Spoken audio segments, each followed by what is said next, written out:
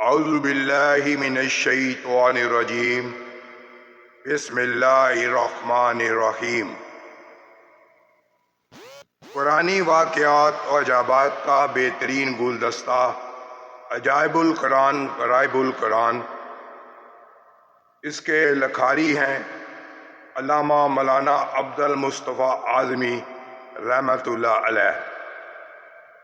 اس کتاب میں مختلف پیغمبروں کے موضوعاتی کارنامے کا ذکر کیا گیا ہے، جن کا ذکر قرآن مجید میں بھی موجود ہے۔ آج جو ہمارا موضوع ہے، اس پہ بات کرنا میں چاہوں گا،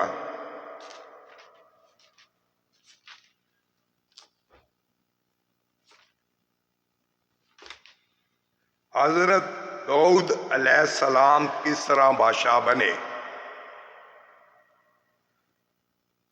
جب طالوت بنی اسرائیل کے بادشاہ بن گئے تو آپ نے بنی اسرائیل کو جہاد کے لیے تیار کیا، اور ایک کافر بادشاہ جالوت سے جنگ کرنے کے لیے اپنی فوج کو لے کر میدان جنگ میں نکلے۔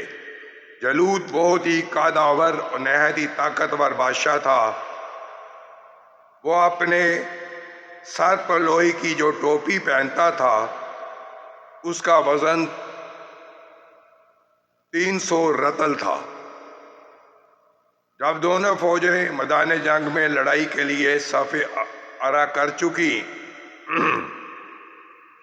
تو حضرت طالوت نے اپنے لشکر میں یہ اعلان فرما دیا کہ جو شخص جالوت کو قتل کرے گا، میں اپنی شہزادی کا نکاح اس کے ساتھ کروں گا اور اپنی آدھی سلطنت بھی اس کو عطا کر دوں گا۔ یہ فرمان شاہی سن کر حضرت داؤد علیہ السلام آگے بڑھے، جو بھی بہت ہی کم سن تھے اور بیماری سے چہرہ زرد ہو رہا تھا۔ غربت و مفلسی کا یہ عالم تھا۔ بکریاں چرا کر اس کی اجرت سے گزر بسر کرتے تھے۔ روایت ہے کہ جب حضرت داؤد علیہ السلام گھر سے جہاد کے لیے روانہ ہوئے تھے تو راستہ میں ایک پتھر یہ بولا، اے حضرت داؤد، مجھے اٹھا لیجئے، کیونکہ میں حضرت موسیٰ علیہ السلام کا پتھر ہوں۔ پھر دوسرے پتھر نے آپ کو پکارا کہ اے حضرت داؤد، مجھے اٹھا لیجئے، کیونکہ میں حضرت ہارون علیہ السلام کا پتھر ہوں۔ پھر ایک تیسرے پتھر نے آپ کو پکارا کہ عرض کیا کہ اے حضرت داؤد علیہ السلام، مجھے اٹھا لیجئے، کیونکہ میں جالوت کا قاتل ہوں۔ آپ علیہ السلام نے ان تینوں پتھروں کو اٹھا کر اپنے جھولے میں رکھ لیا۔ جب جنگ شروع ہوئی تو حضرت داؤد علیہ السلام اپنی گوپن لے کر صفوں سے آگے بڑھے، اور جب جالوت پر آپ کی نظر پڑی تو آپ نے تینوں پتھروں کو اپنی گوپن میں رکھ کر اور بسم اللہ پڑھ کر گوپن سے تینوں پتھروں کو جالوت کے اوپر پھینکا، اور یہ تینوں پتھر جا کر جالوت کی ناک اور کھوپڑی پر لگے۔ تو اس کے پیچھے وہ پاش پاش کر کے سر کے پیچھے سے نکل کر 30 جالوتوں کو لگے، اور سب کے سب مقتول ہو کر گر پڑے۔ پھر حضرت داؤد علیہ السلام نے جالوت کی لاش کو گھسیٹتے ہوئے لا کر اپنے بادشاہ حضرت طالوت کے قدموں میں ڈال دیا، اور اس پر حضرت طالوت اور بنی اسرائیل بے حد خوش ہوئے۔ جالوت کے قتل ہو جانے سے اس کا لشکر بھاگ نکلا، اور حضرت طالوت کو فتح مبین ہو گئی، اور اپنے اعلان کے مطابق حضرت طالوت نے حضرت داؤد علیہ السلام کے ساتھ اپنی لڑکی کا نکاح کر دیا، اور اپنی آدھی سلطنت کا ان کو سلطان بنا دیا۔ پھر پورے 40 برس کے بعد جب حضرت طالوت بادشاہ کا انتقال ہو گیا تو حضرت داؤد علیہ السلام پوری سلطنت کے بادشاہ بن گئے۔ اور جب حضرت شمائیل علیہ السلام کی وفات ہو گئی تو اللہ تعالیٰ نے حضرت داؤد علیہ السلام کو سلطنت کے ساتھ نبوت سے بھی سرفراز فرما دیا۔ آپ سے پہلے سلطنت اور نبوت دونوں آزاد ایک ساتھ کسی کو بھی نہ ملا تھا۔ آپ پہلے شخص ہیں کہ ان دونوں عہدوں پر فائز ہو کر 70 برس تک سلطنت اور نبوت دونوں منصوبوں کے فرائض پورے کرتے رہے، اور پھر آپ کے بعد آپ کے فرزند حضرت سلیمان علیہ السلام کو بھی اللہ تعالیٰ نے سلطنت اور نبوت دونوں مرتبوں سے سرفراز فرمایا۔ اس واقعے کا اجمالی بیان قرآن مجید کی سورۃ بقرہ میں اس طرح ہے: وَقَتَلَ دَاوُدُ جَالُوتَ وَإِنَّ لِلَّهِ الْمُلْكَ وَالْحِكْمَةَ وَالْعِلْمَ بِمَا يَشَاءُ۔ اور قتل کیا داؤد نے جالوت کو، اور اللہ نے اسے سلطنت اور حکمت عطا فرمائی اور اسے جو چاہا سکھایا۔ حضرت داؤد علیہ السلام نے باوجود یکا ایک عظیم سلطنت کے بادشاہ تھے، مگر ساری عمر وہ اپنے ہاتھ کی دستکاری کی کمائی سے اپنے خورد و نوش کا سامان کرتے رہے۔ اللہ تعالیٰ نے آپ کا یہ معجزہ عطا فرمایا تھا کہ آپ لوہے کو ہاتھ میں لیتے تو وہ موم کی طرف نرم ہو جایا کرتا تھا۔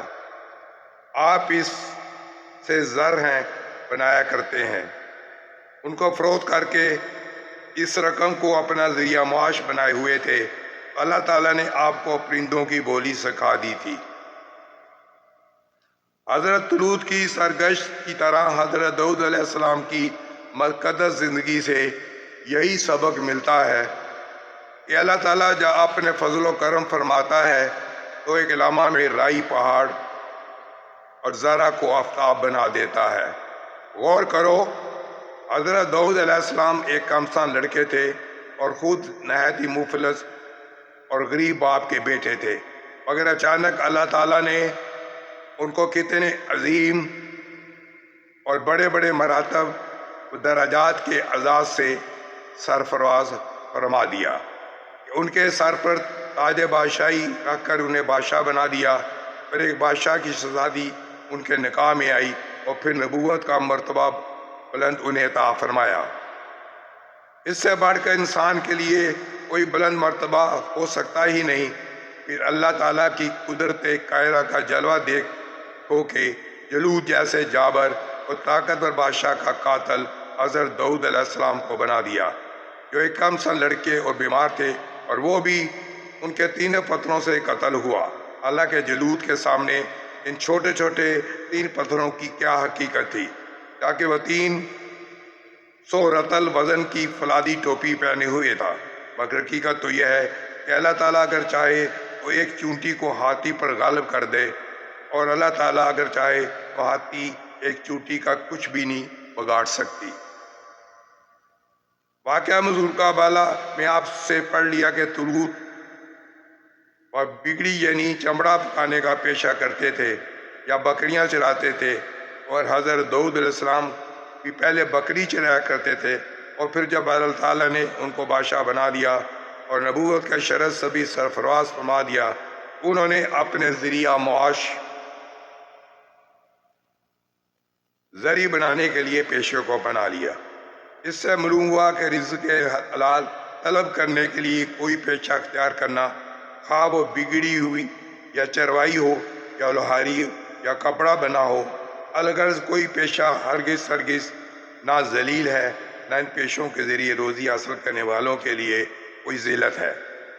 جو لوگ بنکروں اور دوسرے پیشوروں کو محض ان کے پیشے کی بنا پر ذلیل و حقیر سمجھتے ہوں، وہ انتہائی حالت و گمراہی کے گڑھے میں گرے ہوئے ہیں۔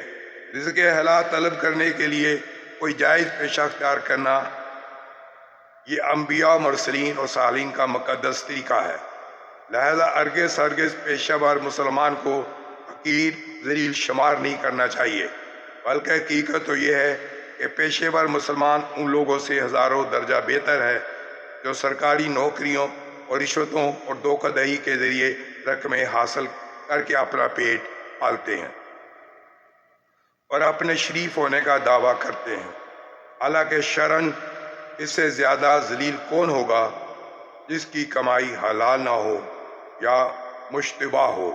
واللہ تعالی علم۔ آتا کہ اتنا ہی، انشاءاللہ تعالی کل ایک نئے موضوع کے ساتھ دوبارہ حاضر ہوں گا۔ موضوع ہمارا ہوگا محراب مریم۔ اس وقت تک کے لیے خدا حافظ۔ اللہ تعالی آپ کا حامی و ناصر ہو۔